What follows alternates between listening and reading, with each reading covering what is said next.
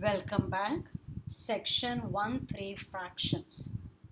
The learning objectives of this section. By the end of this section, you'll be able to simplify fractions, multiply and divide fractions, add and subtract fractions, use the order of operations to simplify fractions, and evaluate variable expressions with fractions. Simplify fractions. A fraction is a way to represent parts of a whole. The fraction 2/3 represents 2 of 3 equal parts. In the fraction 2/3, 2 is called the numerator, 3 is called the denominator. This line is called the fraction bar. So how do you represent 2/3? So that's one whole. Divide one whole into 3 equal pieces. 2 of the pieces out of 3 equal pieces is 2/3. A fraction is written a over b where b is non-zero and a is the numerator, b is the denominator. A fraction represents part of a whole. The denominator b is the number of equal parts the whole has been divided into, and the numerator a indicates how many parts are included. Fractions that have the same value are called equivalent fractions. Equivalent fractions property allows us to find equivalent fractions and also simplify fractions. What is the equivalent fractions property? If a, b and c are numbers where b is not zero, c is non-zero, then a over b is a times c over b times c. And a times c over b times c is a over b. That is multiplying the numerator and denominator of a fraction by the same quantity or cancelling the same quantity gives you the same fraction. A fraction is considered simplified if there are no common factors other than 1. For example, 2 over 3 is simplified because there is no common factor between 2 and 3. 10 over 15 is not simplified because 5 is a common factor of 10 and 15. Okay? So if you have a common factor, you can reduce by it, you see. Simplify. Negative 315 over 770. What do?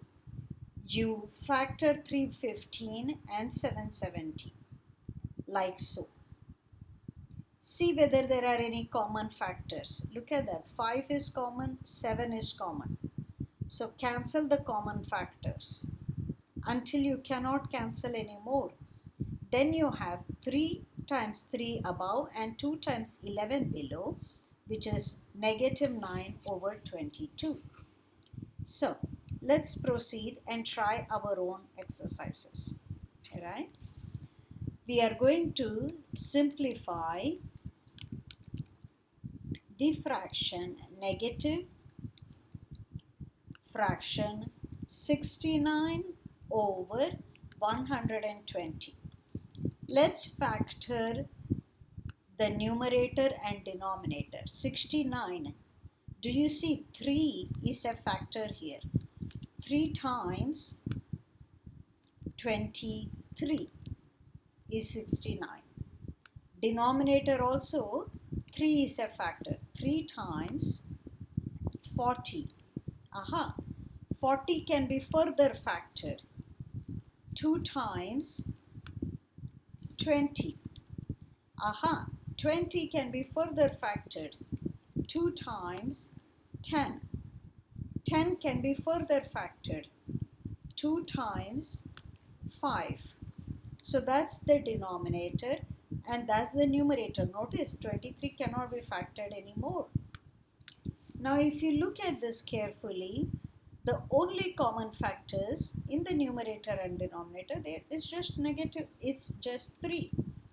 So I'm going to have 23 left over after I cancel the 3's, and downstairs I'm going to have 2 times 2 times 2 times 5 left over. Okay, because this 3 is cancelled by this 3. So this is same as negative fraction. 23 in the numerator, 2 times 2, 4, times 2, 8, times 5, 40. And it cannot be reduced anymore. If you could, you would have been able to reduce over here. Let's try one more.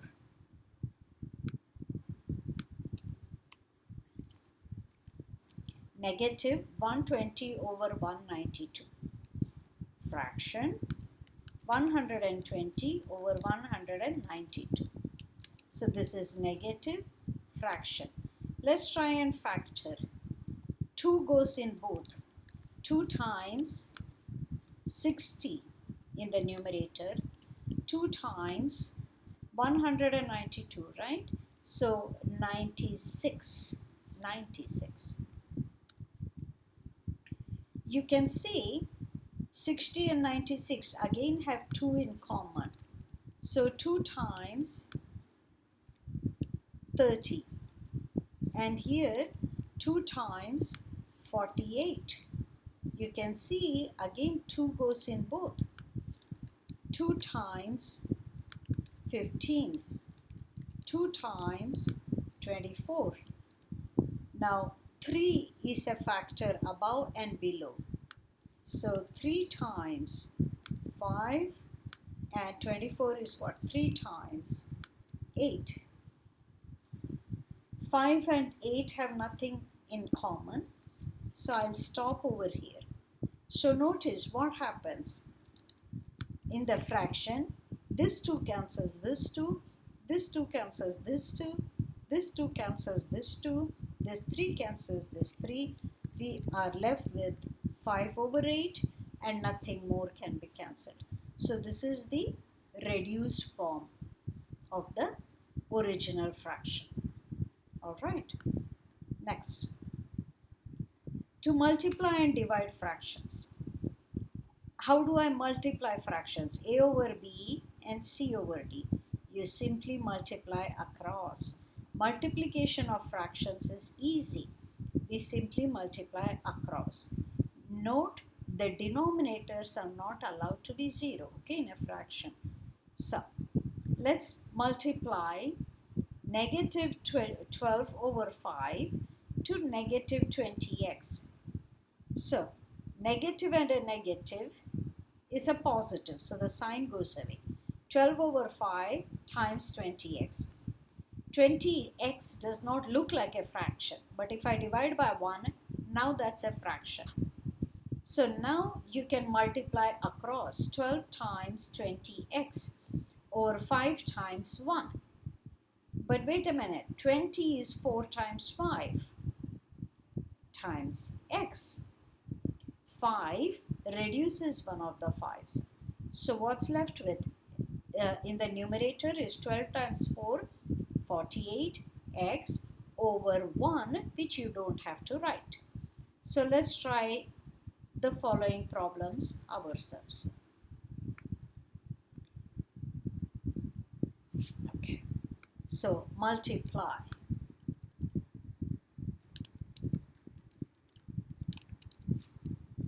Right? So first you have a fraction 11 over 3. You want to multiply by negative 9a. You want to multiply it to negative 9a. So what we could do is, this is fine as it is, but I would like to write the second factor as a fraction. So let's see. 11 over 3 times fraction negative 9a over 1. So notice there is only one negative, so this fraction is going to be overall a negative. So it's a fraction 11 over 3 times, the negative came out, so I only have 9a over 1. But you see, I can reduce this 3 over here. So why don't I write that 9 as 3 times 3? Now you can see that these 3's get cancelled, and we then have negative fraction 11 times 3a over 1, because this 3 has been reduced with this 3. So all you have is negative 33a. Let's try one more.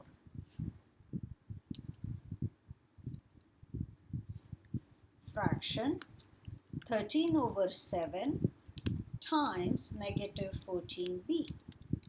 Well, write it as a fraction 13 over 7 times the fraction negative 14b over 1.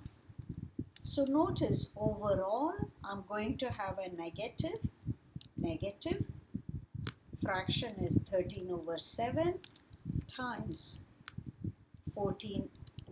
fraction 14b over 1.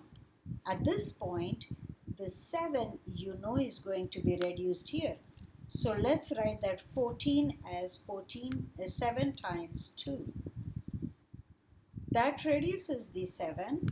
So now I have negative fraction 13 over 7 times 2b. The 7 cancels, so that's simply a 1 left over in the bottom. So that is equal to negative 26b.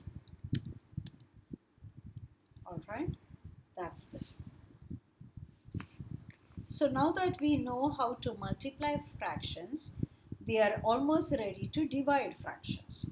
Before we can do that, we need some vocabulary. The reciprocal of a fraction is found by inverting the fraction. Reciprocal of 2/3 is 3/2. Reciprocal of 4, which is 4 is 4 over 1, its reciprocal is 1/4. If